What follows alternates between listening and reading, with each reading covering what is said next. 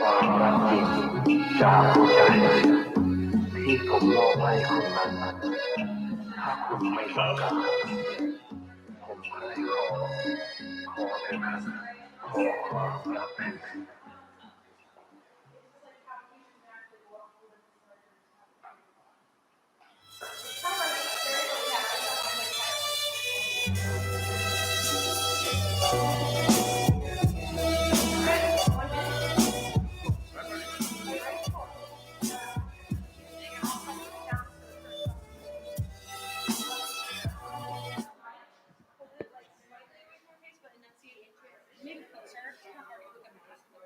Okay.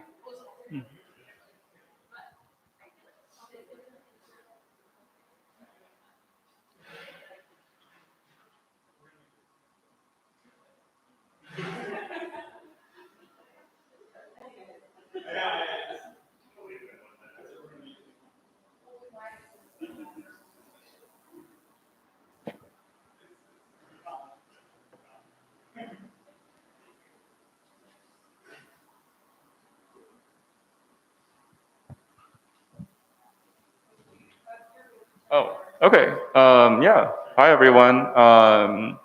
Thank you all for taking some time out of your week to attend this little talk. I've come to this space a bunch of times, but it's actually my first time like behind this table, so I'm very excited. This will be focusing on a piece titled "A Beautiful Century." It is a translation that my organization, Qiao Collective, put out earlier this year to commemorate the 228 incident in Taiwan. This talk is also the second of a two-part series celebrating an article that my organization published in the Monthly Review back in July/August. It provides a structured timeline and anti-imperialist perspective on Taiwanese history. But that won't be the focus of the talk today. Instead, we'll be focusing on the piece on. Oh, I'm sorry. One second.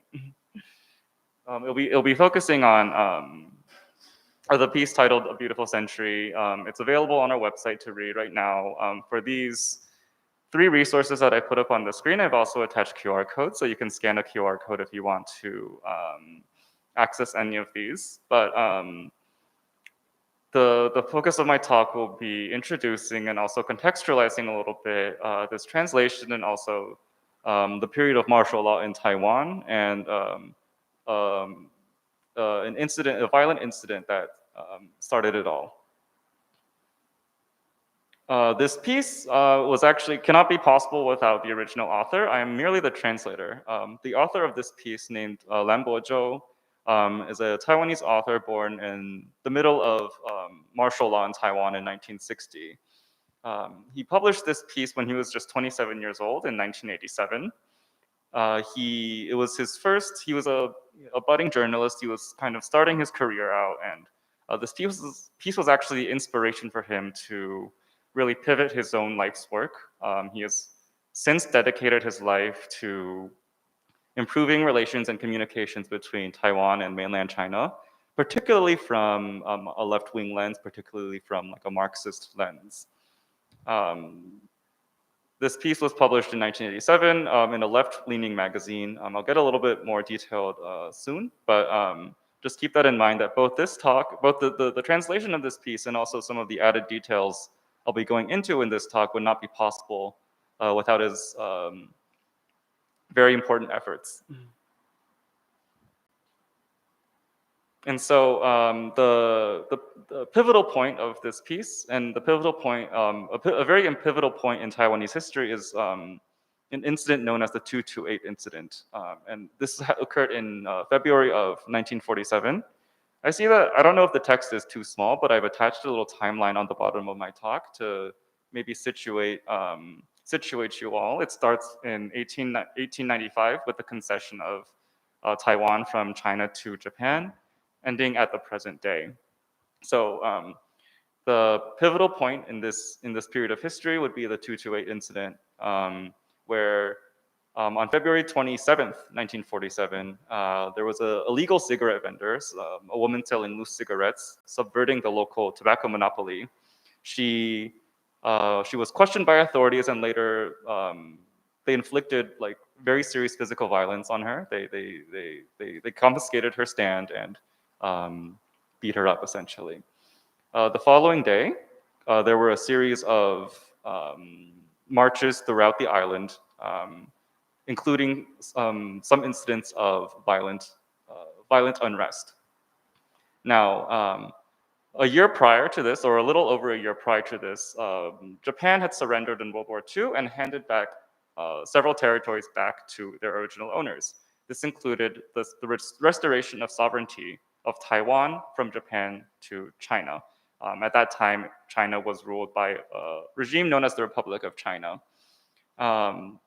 Within this incident, this talk will be focusing on a speaker who played a very pivotal role as a student organizer and a youth leader, as well as his turn to a more explicitly Marxist communist lens following this incident.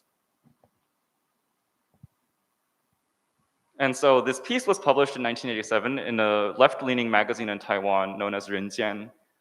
This magazine was short-lived. It eventually gave in a couple of years after the publication of this piece due to financial issues. But to contextualize the publication of this piece, this was an assignment from the editor-in-chief to Lan Bozhou, the author of this piece. And he and Lan Bozhou actually traveled widely throughout the island in search of survivors of this 228 moment. 1987 was the year that the government lifted martial law on the island, and there was an intense relaxation of restrictions on civil liberties. So this is one of the first pieces, if not the first piece, to really discuss 228, to really bring this out of a 40-year dormant silence. And even as Lambo Zhou was collecting information, he faced a lot of resistance because this was 40 years of essentially silence history. There were people who he would try to interview and essentially close the door at him, but eventually he got his way in because one of the key speakers, one of the key interviewees of this piece, said something along the lines of, "This guy, he must be from the secret police. There's no way he should know about any of this unless he's from, yeah, unless he's from the secret police." And then this elderly woman, she finally coalesced and said, "Well, you know, if this guy is the secret police, at least he'll be able to record my story, and maybe years down the road, this story will be given back to the public." That said, this piece is still being published fresh after the lifting of martial law. It's a heavily censored piece. It includes no references to the communists, which play a very important role in this story and in this pivotal moment in history. The author of this piece, throughout the decades following the publication of this piece, he has given a series of interviews. He has released more writing, filling in the gaps that were originally left behind. And before I get into the nitty-gritty, I would like to give a little bit of terminology. So Taiwan's population can be roughly divided into three main groups. And this is a classification by the authorities of Taiwan. So this is more or less an official classification. So the majority of Taiwanese people or 85% are known as Bin Shengren, or people of the province. These are people of Chinese descent whose ancestors were originally fishing people who sailed to the island between 100 and 400 years ago. Now, the next largest group is known as Wai Shengren, or people from outside the province. These are people who arrived to Taiwan from mainland China during and following the Chinese Civil War, and these include a lot of government officials who were seeking refuge after the regime was toppled, as well as a lot of soldiers. And you might hear in some of official Taiwanese museums and other literature, these people may be referred to as mainland Chinese. The last 2% are indigenous peoples, and these comprise of over two dozen tribes who are of Austronesian descent and arrived in Taiwan between 4,000 and 10,000 years ago. And so we have to understand a little bit, prior to the restoration of sovereignty from Japan to China, Taiwan was a colony of Japan. These two pictures both are depicting Japan-occupied Taiwan. I want to focus, and as Japan took over Taiwan, it essentially absorbed the entire operations and civil service of the island. And this manifested in changes in the languages spoken on the island. The official language during that time was Japanese. This is the language that was taught in schools. This is the language of the civil service, whose positions were mostly reserved for Japanese settlers. There were also a collection of Chinese dialects spoken by people who had already been inhabiting the island. The primary dialects include Southern Min. This is the dialect you would hear referred to as Taiwanese by people on Taiwan today. And there's also Hakka, which is another Chinese dialect, and it's spoken by a minority of the Bin Shengren in Taiwan.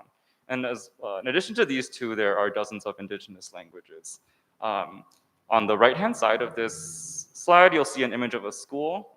Schools were either segregated or they left an overwhelmingly majority of spots to the children of Japanese settlers rather than local Taiwanese. I would like to focus, zooming in a little bit more. I've presented a little map of Taipei, the capital of Taiwan. And the orange portion is a district in Taipei known as Shilin. It's a very affluent area of Taiwan, both historically and to the present day. It is home to a thriving night market today. There are a lot of foreigner settlements, so a lot of international schools are there.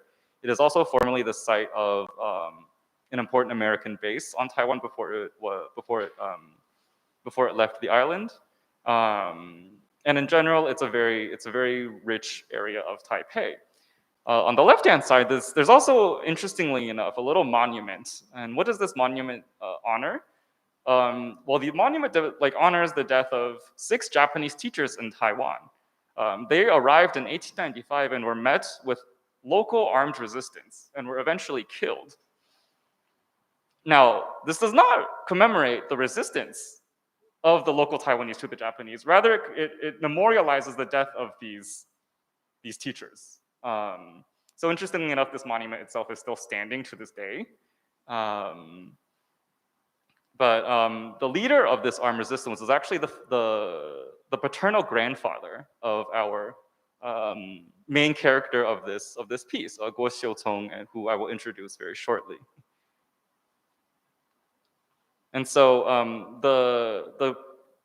the original piece that I translated focuses on the life and death of Guo Xiutong. He is a local Taiwanese student. And he was born to a family with a rich history in anti-colonial resistance. His grandfather, like I said, led an armed resistance. Before his grandfather, his family was of a landed gentry whose officials for hundreds of years, were routinely passing the imperial exams and had quite a bit of status on the island. Following Japanese invasion, his family lost their wealth, which was eventually rebuilt by his father, who became a banker. And Guo Xiutong, our main character here, he was a extremely excellent student. He was on the right-hand side of this slide is Kabayama Elementary School. Kabayama was the last name of the first Japanese governor of Taiwan. And this school was reserved for the most elite students of the island. And now, naturally, in a colony that is heavily segregated, most of these spots were reserved for the best and brightest children of the colonial settlers. However, this man, who was born to a local family, managed to place into this elementary school and managed to place into the most prestigious school on the most prestigious middle school following elementary school on the island. It was like Taiwan #1 high school.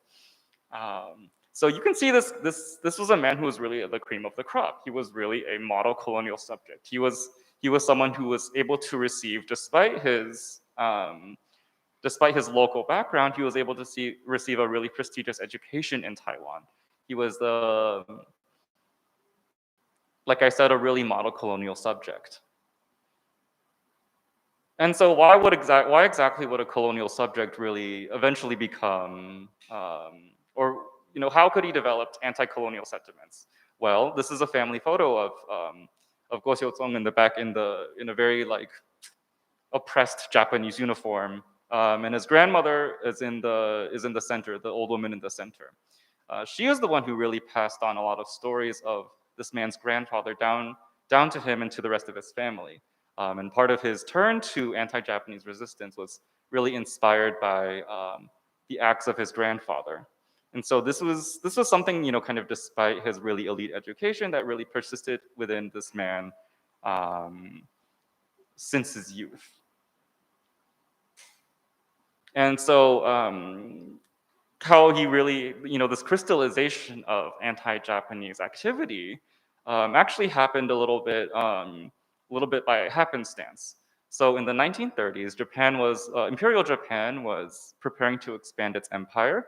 On the right-hand side, this is just a Google map screenshot of parts of China, as well as Southeast Asia, including Philippines, Vietnam, Malaysia, Singapore, and other territories that Japan was expanding into. Now, some of these communities in Southeast Asia, particularly those in formerly known as Malaya, now Malaysia, Singapore, Indonesia, were home to very prominent Chinese communities. And Japan required, as it was expanding its colonial ambitions, it required a civil service that was literate in Mandarin, literate in Chinese, and was able to speak in Mandarin to, train these civil servants and eventually administer these colonies in South China as well as Southeast Asia. And to this end, it actually recruited a lot of teachers from mainland China into Taiwan to provide lessons in Chinese literacy and in the Mandarin dialect. And one teacher from Beijing would actually use his downtime in Taiwan to spread more clandestine materials. Um, he would, bring in students who were not officially enrolled in these classes. He would share types of literature. He would essentially reintroduce um, ideas from the mainland into Taiwan because these were two regions that were separated not only physically by the Taiwan Strait, but also linguistically as the Japanese language really began to take prominence in Taiwan. And Mandarin was unintelligible with Japanese and as well as the other Chinese dialects spoken on the island, and even more so with in the indigenous languages also spoken on the island. Oops. And so there were several authors that were taught by this Mandarin teacher from Beijing. So we have Lu Xun, who is a Chinese nationalist writer. He was actually these are writers who are all in their own ways very important in cultural revival in mainland China in the early 1910s and into the 1920s. So we have Lu Xun, who is a Chinese nationalist writer. We have Ba Jin, who is a Chinese anarchist, and also Lao She, who is a Chinese cultural revivalist and also has written extremely anti-Japanese, anti-colonial works.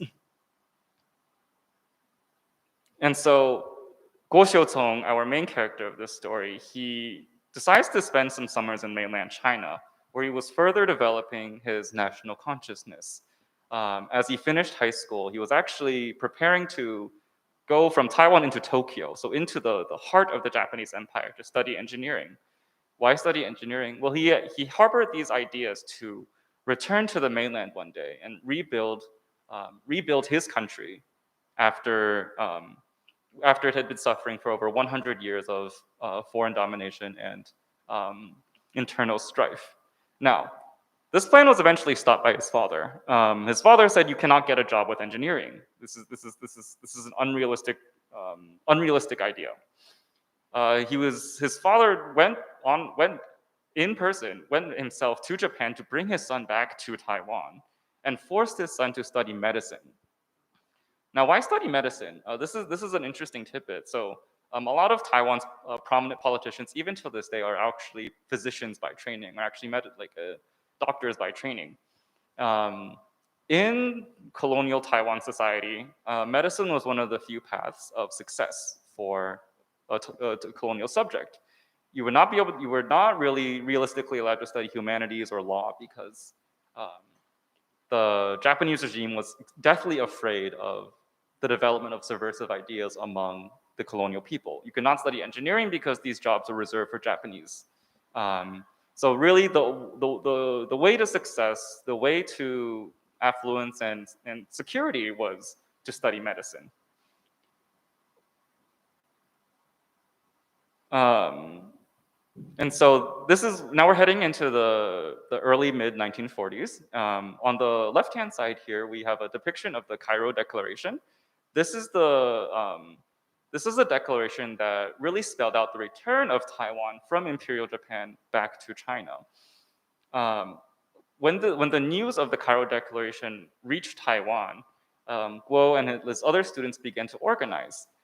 They would teach community Mandarin lessons. They would also teach political thought. And at the time, the Republic of China was founded by a man by the name of Sun Yat-sen, and he had his own ideology known as the Three Principles. And so these three principles were this is the ideology of essentially you could call it like kind of a anti-colonial nationalism, mildly left-wing nationalism, and this was spread throughout the island by Guo Xiutong and his students. Notably, at the same time in Taiwan was a heavily encouraged assimilation policy. What this meant was prominent Taiwanese families were encouraged to really throw their roots away and become Japanese or become subjects of the Japanese emperor. What this meant was adopting a Japanese last name, adopting Japanese customs, ignoring your Chinese roots previously. And so the instruction of Mandarin and the instruction of Sun Yat-sen's political thought was running directly counter to the heavily encouraged assimilation policies that were prominent on the island at that time. As a result, of this organizing, Guo Xiuzong was arrested by the Japanese in 1942 for anti-Japanese activity and for the teaching of Chinese language and literature. He was held in prison for 3 years until Japan surrendered and returned Taiwan back to China. And so this picture here depicts they call it the retrocession of Taiwan from Japan to China. This man Guo Xiuzong at this point in time had he actually was very well known as an organizer. He was a very popular person, both for his intellect, for his personable personality, and generally he had a very good reputation, and he was from a great family as well.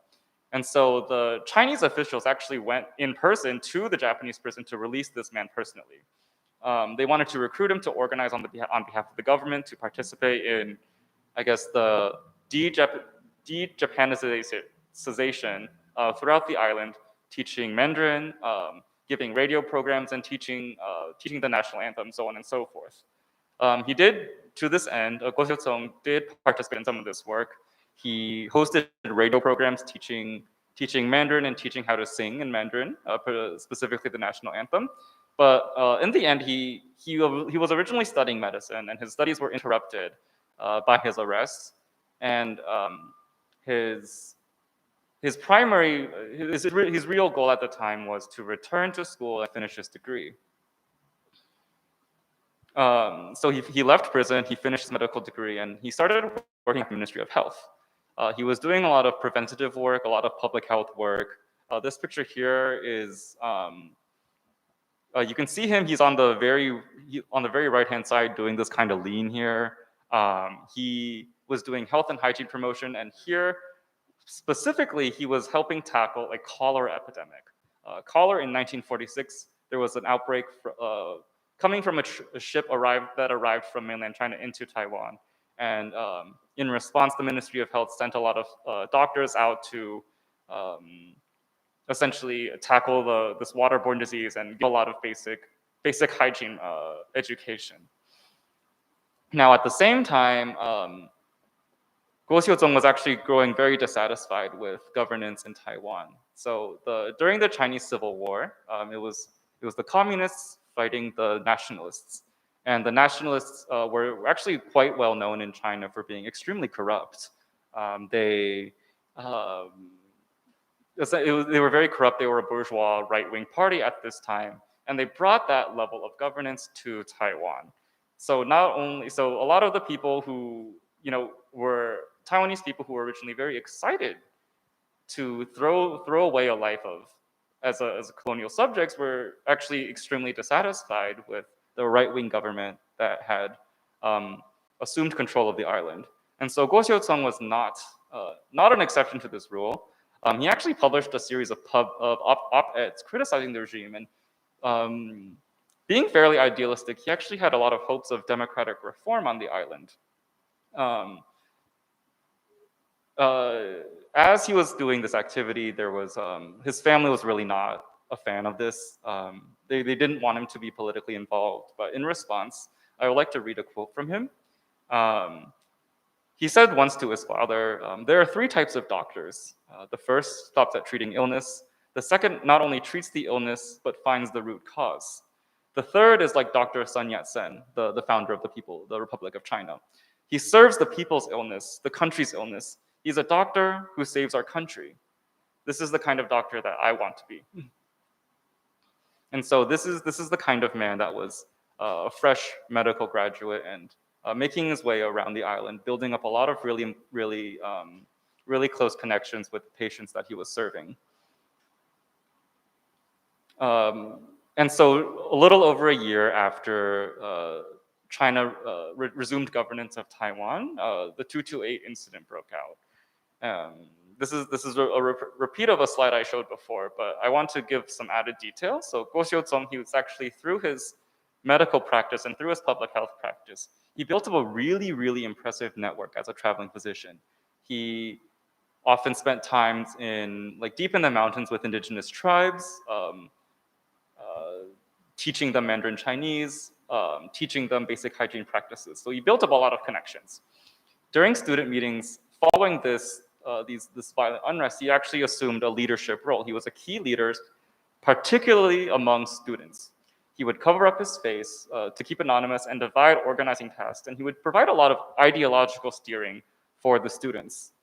Beyond students, he actually worked a lot with indigenous tribes who provided old weapons for armed revolts, and he invaded with a brigade of indigenous comrades. He invaded several armories and garrisons, but ultimately, after a few weeks, the nationalist regime actually crushed the rebellion. So this is actually sent.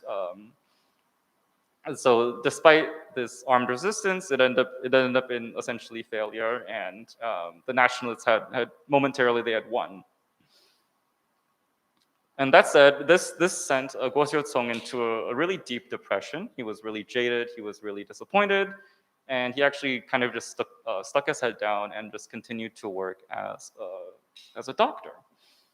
And now, that said, his reputation was still there. His reputation as an organizer was still there. And actually, quite early on, there was an underground communist cell in Taiwan, a cell of the Communist Party of China. They had been operating in Taiwan, and they kind of heard wind of him. They caught wind of this man, and they were approached by a comrade by the name of Liao Ruifa. He was the party secretary in Taiwan at the time. Him and some of his other comrades were veterans of the original Taiwanese Communist Party, and this is a communist party that was founded as a branch of the Japanese Communist Party during Japanese rule, but it was quickly crushed, and most of the original founders escaped to mainland China, where they joined the Communist Party of China. So the party secretary at the time, he was suffering from leprosy, and his disability would progressively was interfering with his abilities as an organizer, and he was searching for a successor. And so, what does this man do to kind of hook Guo Xiuzong, our person of interest, right? He goes as a regular patient to this clinic and receives treatment from the doctor, and in response, later on to thank the Guo Xiuzong for the treatment, he shows up at his house with a briefcase of cash. It's either cash or gold, like a briefcase of something that you really shouldn't give a doctor. Now Guo Xiuzong is not home, but so Liao Ruifa he drops off this briefcase of gold or of cash at this man's house. Guo Xiuzong returns home, opens the briefcase, sees the cash, and is absolutely terrified. He cannot accept this gift at all. This is completely out of like the bounds of what a physician should do, and so he bikes an hour and a half to his patient's home, and upon arriving at Liao Ruifa's home, he is essentially ambushed by a bunch of communists, and they introduce him to the Communist Party. As an aside, Liao Ruifa is eventually turned in and is sentenced to death in 1950 as a part of the continuing martial law. So his search for a successor was really not in vain. And so this introduction to the Communist Party and the joining, and Guo Xiuzong's joining up to the Communist Party really marked a turn to what he calls a red motherland. He became quickly educated in the ideas of Marx and followed very closely the Chinese developments in the Chinese Civil War, which was all occurring during this time. He lived a double life. One as a physician, you can see him as a physician on the left-hand side, and the other as a communist organizer. Sometimes these two paths would intersect. Really notably, he radicalized the entire hospital of the National Taiwan University, and he built a lot of relationships with Taipei's so-called underclass. So notably, there was a period where him and his wife, who was also a nurse, They did a really intensive survey of sex workers in Taipei, really kind of understanding their medical needs, their social needs, and getting a really solid understanding of the conditions faced by sex workers in Taipei. Later on, in 1948, Guo Xiuzong took a trip to Hong Kong, where he met up with other members of the Communist Party. Now, at the time, it was impossible. It was really impossible to travel between the mainland and Taiwan. And Hong Kong, being a British colony at the time, was often served as like a buffer zone between the mainland and Taiwan. So when he met these CPC members in Hong Kong, he attended a screening of White Haired Girl, which is a really famous communist era play. And there he really learned the power of the intersection between arts and political education, and the intersections between art and organizing. The man in the man in the center here, this is a man by the name of Cai Xiaoqian. He is also a veteran of the Communist Party, the Taiwan Communist Party, and also he's the only Taiwanese person to ever attend the Long March in 1935. So he was a really important figure in the Communist Party of China, in the Taiwan branch. And so, returning to Taiwan, he produced he produced a play with it was the Telecommunications Workers Union. So he joined the union, and he produced a play known as Madame Whitesnake. This is a traditional Fujianese/Taiwanese opera, but he did a little bit of a remix on the play where he introduced a lot of elements of class struggle. So he was using this traditional play, as both as a means of cultural revival following Japanese colonization, and as well as a means of introducing left-wing ideas, communist ideas, into the Taiwanese working masses. And so he was a man of many talents, right? He was a physician, he was an organizer, he was a playwright. He was a really outstanding organizer. And that said, the production of this play unfortunately caught the eye of the nationalist authorities, who were extremely sensitive to any sort of communist organizing at the time. This was during the Civil War, the Chinese Civil War, and Taiwan was not immune from any of that. And really, any association with communism could lead you to prison, or even worse, execution. And so this quote, "There may be a day when the two of us are martyred," was uttered by Guo Xiuzong one night to his wife. Indeed, the two of them faced a lot of spying, harassment, and their families' homes were actually raided multiple times by the nationalist police. The two of them went into hiding. They had to leave. They were forced to leave Taipei, but as they were going across the island, Guo Xiuzong was actually really active in organizing multiple communist cells outside of Taipei. Really, unfortunately, the veteran of the Long March, Cai Xiaoqian, he himself was captured and tortured. In response to this torture, Cai Xiaoqian, he actually he snitched. He led a really he gave a lot of really valuable information to the nationalist authorities in exchange for his own life. Dozens and dozens and dozens of Taiwanese communists were imprisoned. These are both people whose families are from Taiwan, as well as people who had arrived from the mainland. These are this man here. He was, after his torture and after giving away this crucial information, lived a peaceful life as a nationalist politician. The betrayal included the turning in of Guo Xiuzong, who alongside his wife were both thrown into military prison. In prison, unfortunately, Guo Xiuzong faced execution. I'd like to share a quote that he shared with his wife, who was also in prison at the time. The two of them would communicate by slipping notes as they hung their laundry in the prison field. To his wife, he read, "I've already lived an extra 7 years. I should have died at the hands of the Japanese military police. I got lucky, that's all. It's unfortunate, I wish I could have lived a few more years, done some more work, because there's so much work to be done. Um, and so many other prisoners, such as his wife, who was really crucial source of information for this original story, they got off on light prison sentences because they were simply associates. Now, this man who was really a crucial organizer was sentenced to death.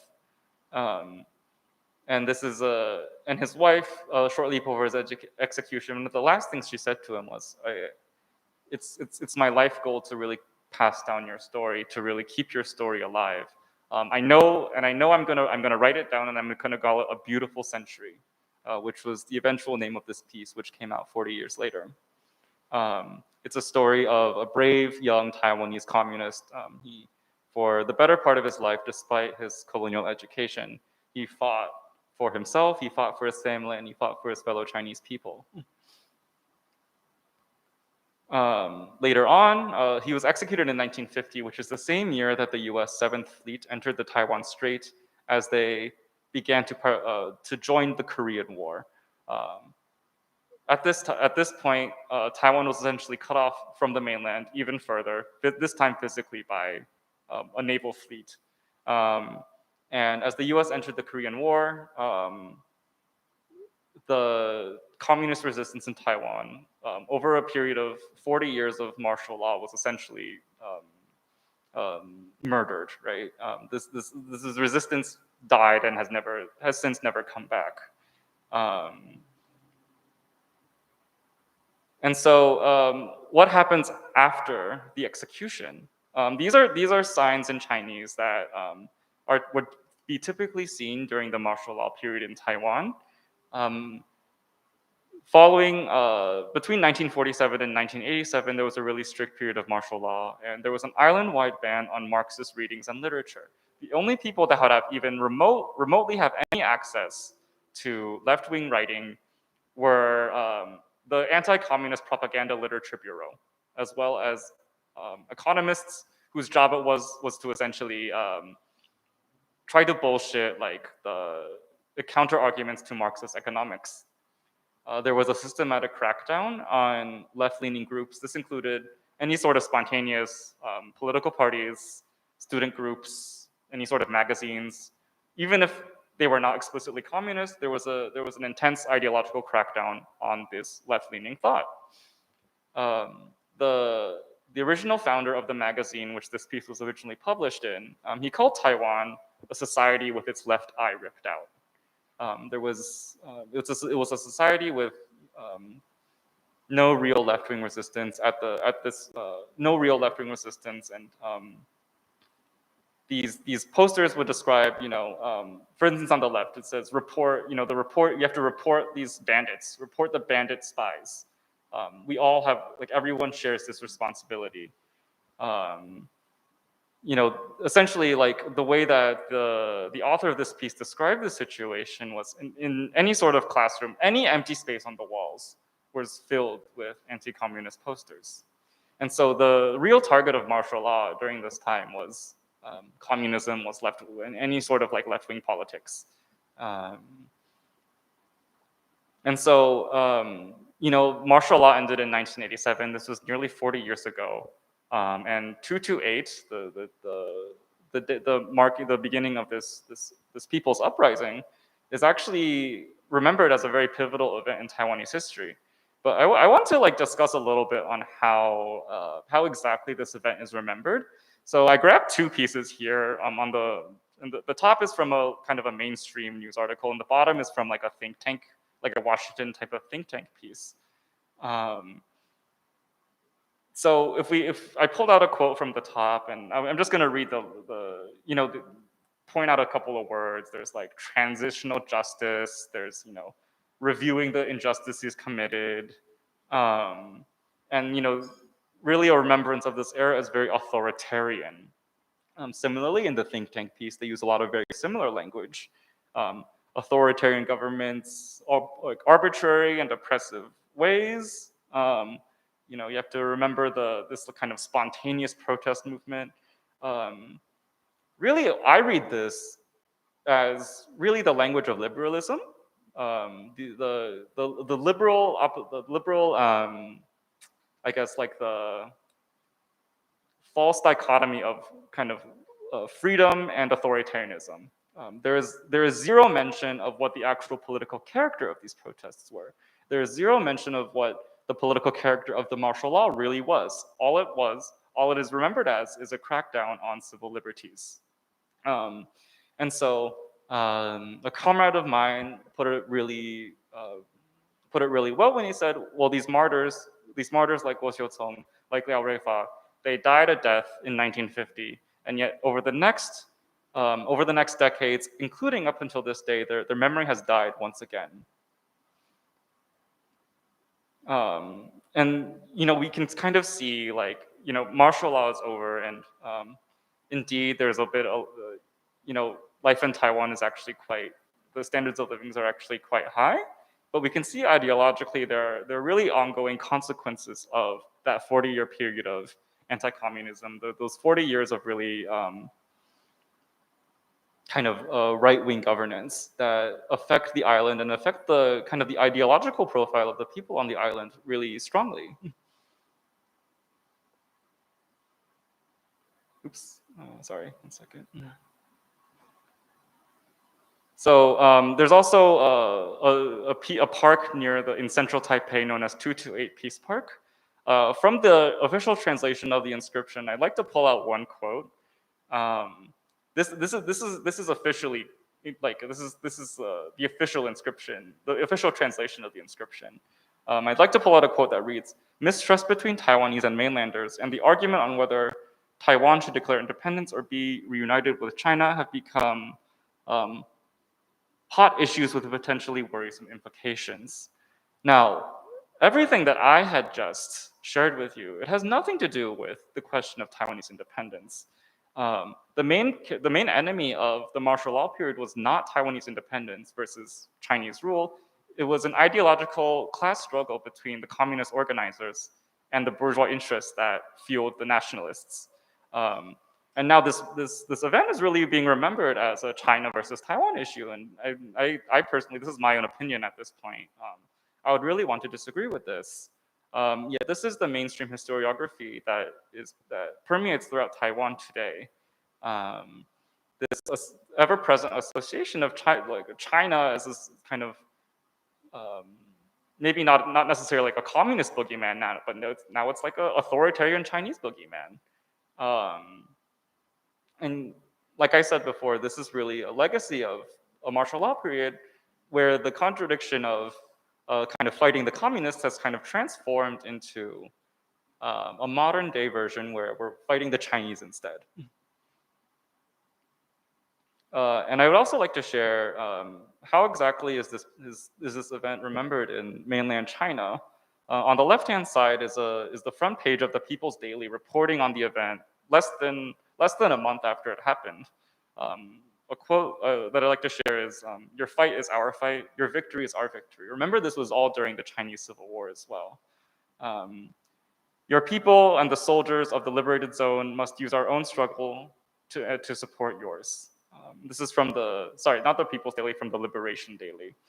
In the middle is a recently published book called Mainland and Taiwanese Compatriots, the historical information on mainland and Taiwanese compatriots during the 228 incident. Now, I think this is, 228 is actually very widely talked about in Taiwan, but it's not necessarily remembered in kind of the mainstream of the mainland, but both at the time and a little bit to this day, there's actually quite a bit of scholarly activity surrounding this topic here. It's remember, the martyrs of the 228 incident are really remembered in a positive light in mainland China as those who were victims of the same struggle that they faced on the mainland. Because this event was indeed an extension of the Chinese Civil War, and it was an extension of the struggle against the nationalist right-wing government. Lastly, I would like to share a poem that was published less than a week after the 228 incident on March 3rd. 藏客家 is actually a really this man is required reading in mainland China. He was one of the most prominent poets of the communist period, or the I guess like while he was alive, he was one of the most prominent poets in mainland China.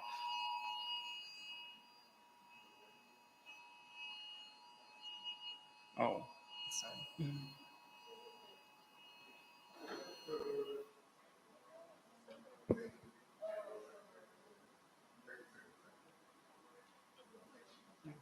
But anyway, this man was a poet and also a politician. He was a member of the Chinese Consultative Political Conference, which brings in a lot of like thought leaders from science, literature, etc. And so this is a really big hotshot. Like you ask anybody in mainland China if they know this guy, they're going to say yes.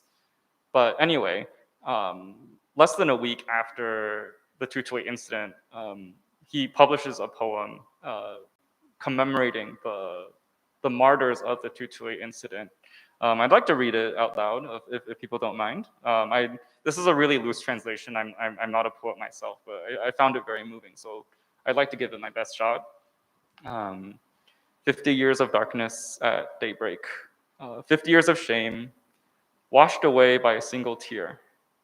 O motherland, you've become a motherly body and arms reach away, no longer a spark of warmth buried in my heart's deepest depths.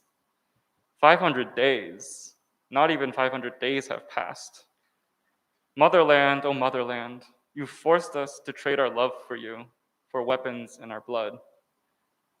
So, we have 50 years of darkness being the 50 years of Japanese colonization, swept away, and yet less than 500 days after sovereignty was restored back to China, the contradictions of Taiwan erupted once again in this violent incident. And so this is the commemoration that one of the most important poets of the time, how he dedicated this to the martyrs in Taiwan.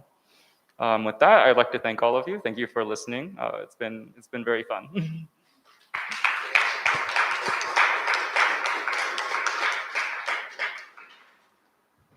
And I think we have some time for questions. So if anyone has any questions, I'm happy to talk.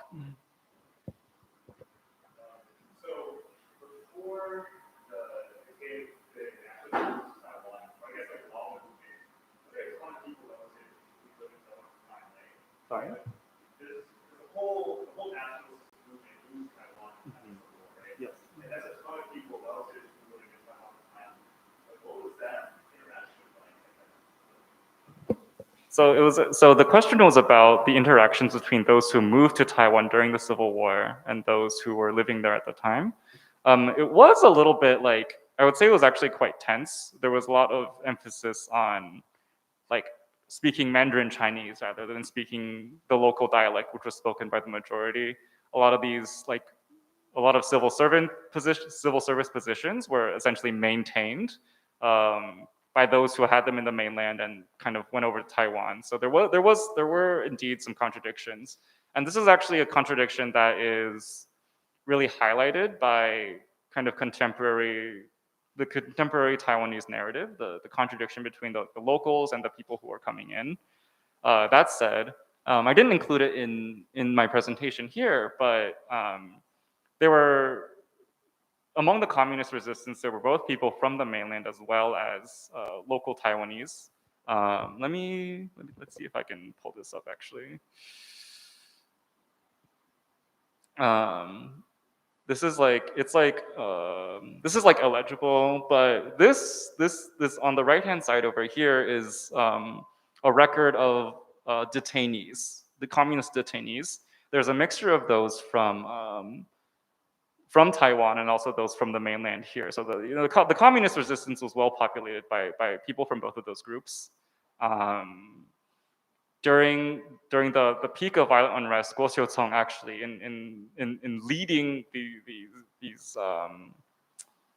these uprisings actually made a point to specifically say, don't attack the new arrivals, don't attack the Waishengren. Like we are in the same struggle, like do not attack them. So it was there was quite a bit of division between these two groups, but the communist resistance at the time viewed it primarily as a class struggle on the island. Yeah.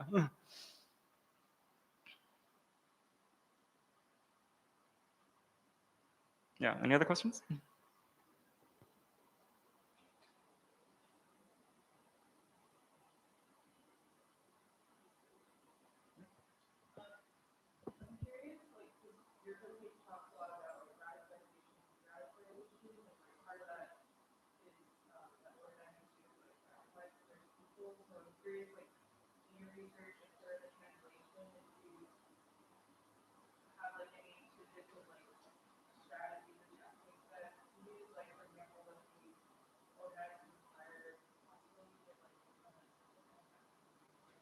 Yeah, unfortunately, like the primary source material is a little bit sparse on how exactly this man organized the entire hospital wing that he worked in.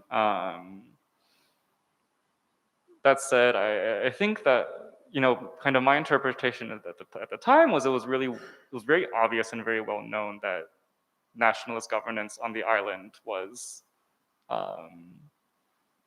really bad. It was really irresponsible. It was really corrupt. It was really, it was essentially like it was a dictatorship essentially. At the time, I think if you when you look at kind of for the lack of a better term, like modern Taiwanese identity politics, you're going to find a lot of people who are going to say, "I'm Taiwanese. I'm not Chinese. Like I'm not Chinese. I'm not from China. I'm from Taiwan." This was not this issue was not really present at the time, or at least was not significant at the time, where most of, if not like a vast majority, a grand majority of Taiwanese at the time were still going to view themselves as Chinese, and so I guess like the permeation of news from the mainland, news of the Chinese Civil War, news of kind of the Chinese struggle on that front was really I guess really like more easily received in Taiwan compared to how it would be today. Versus today, I would imagine be like, oh, that's like a Chinese problem. I'm not Chinese. I'm Taiwanese. Yeah. We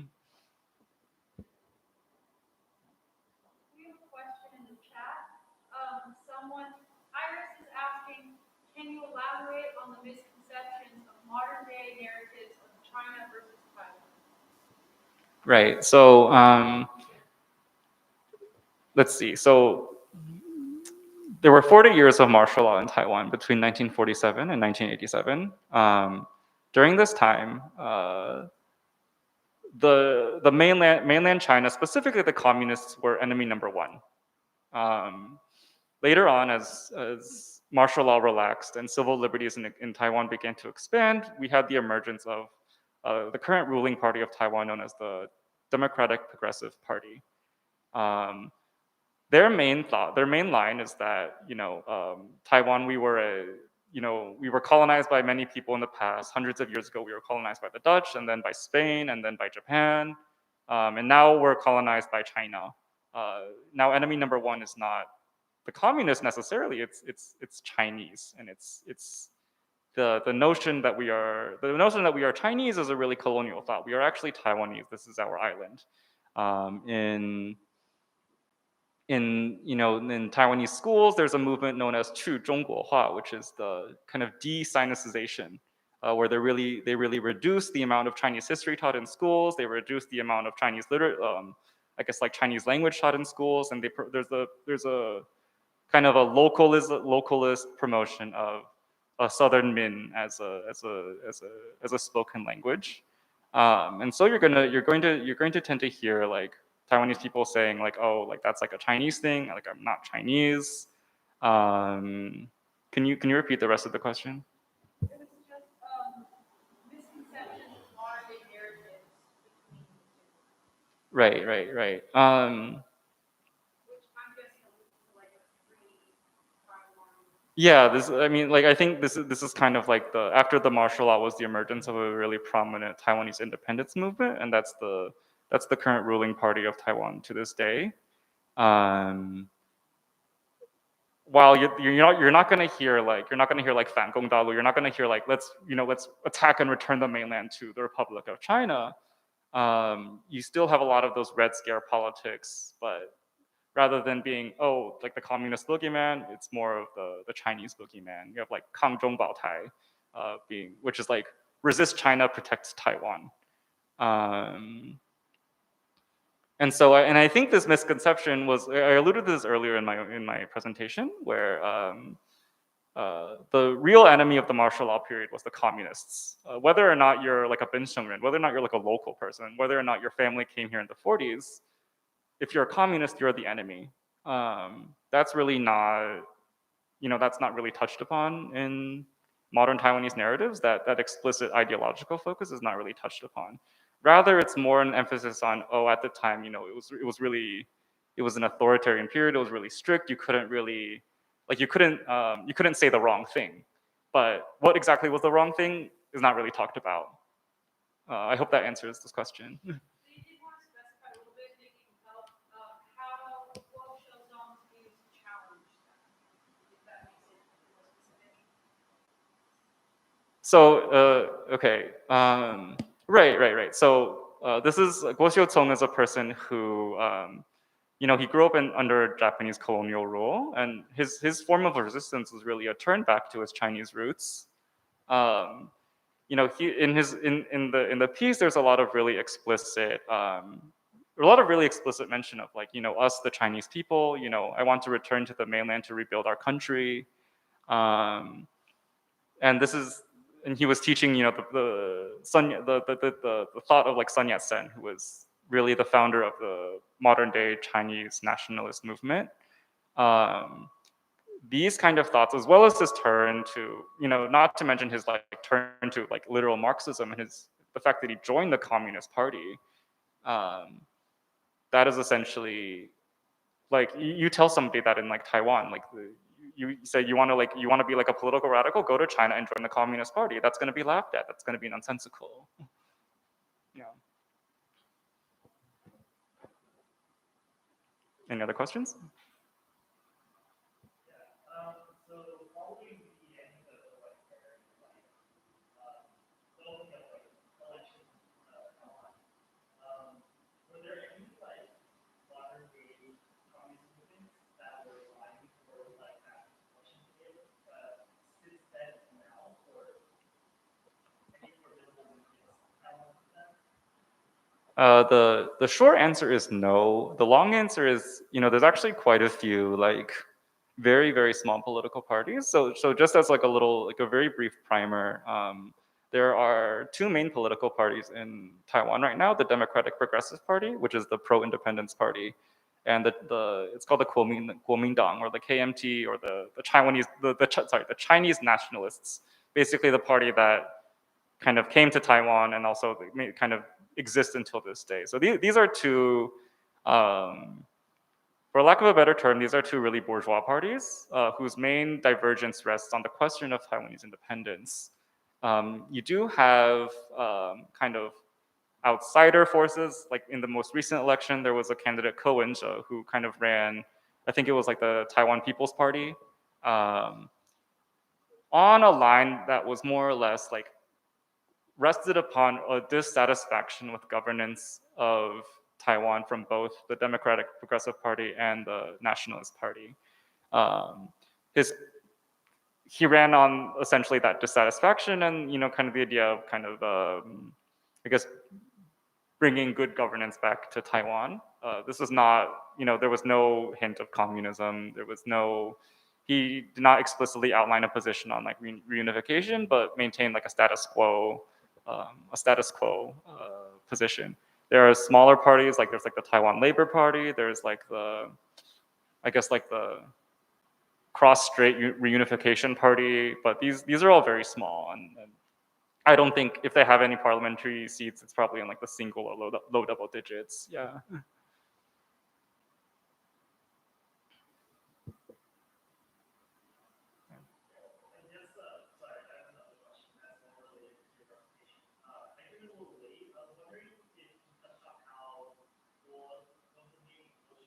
Yeah.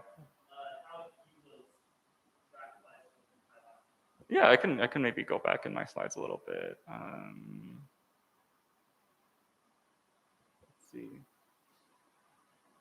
So were you able to see this slide when you came in? Okay.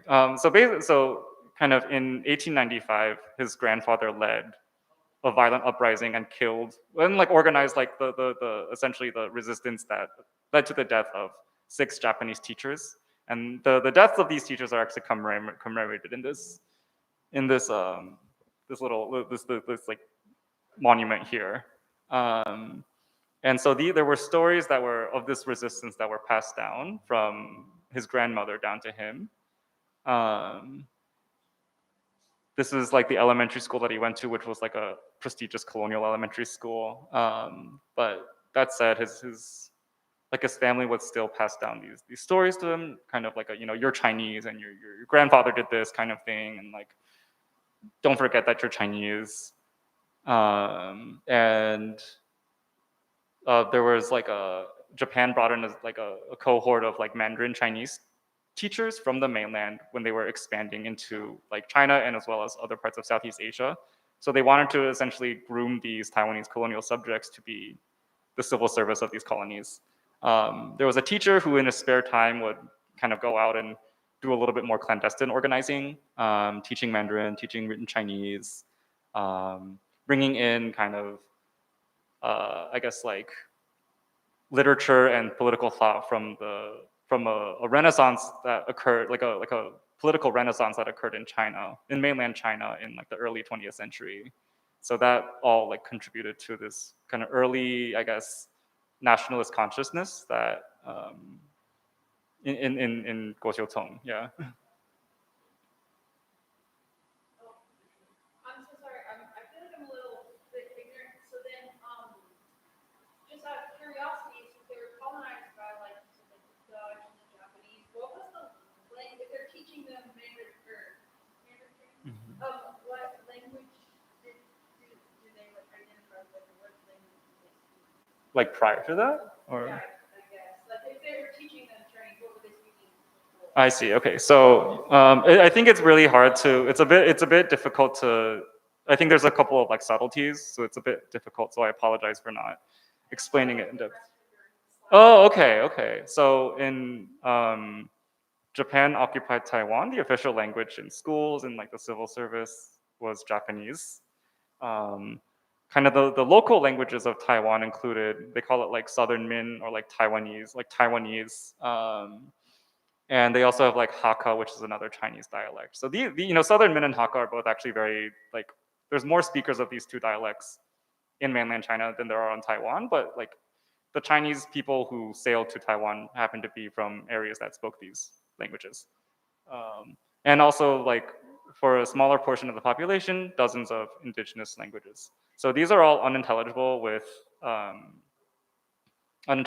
Mandarin Chinese.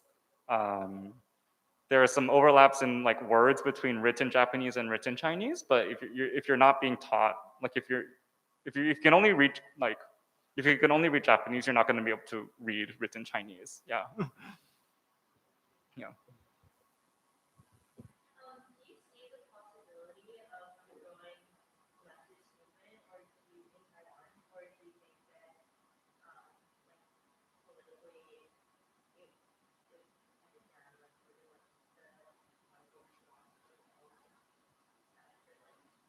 for the Mm-hmm. Like the question was about like like the potential for leftist organizing in Taiwan.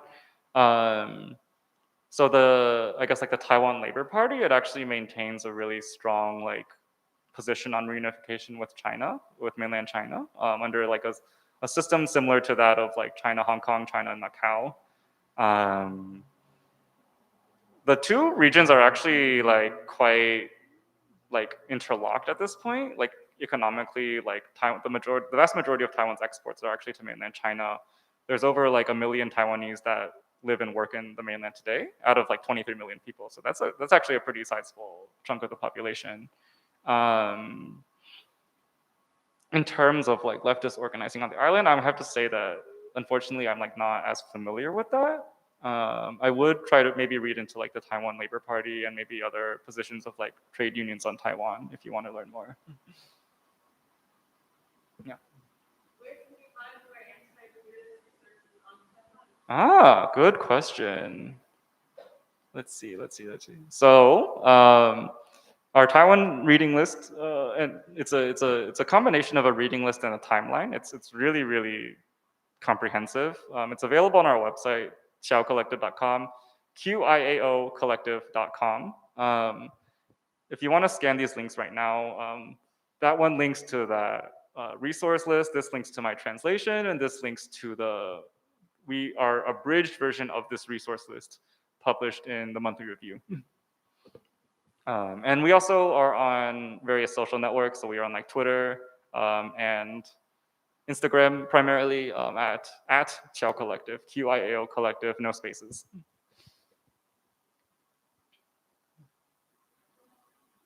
Yeah, if there's no more questions, yeah, thank you all very much.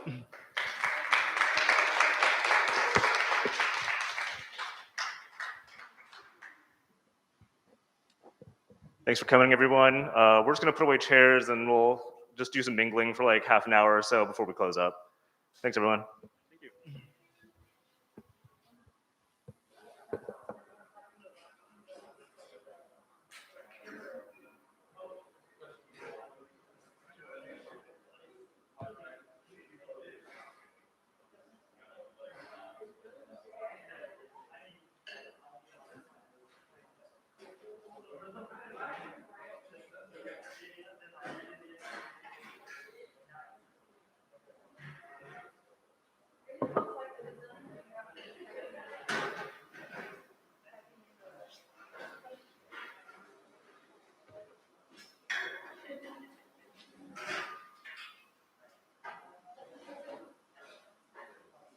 Awesome presentation. So good. It went so well. How long did it take you to translate that?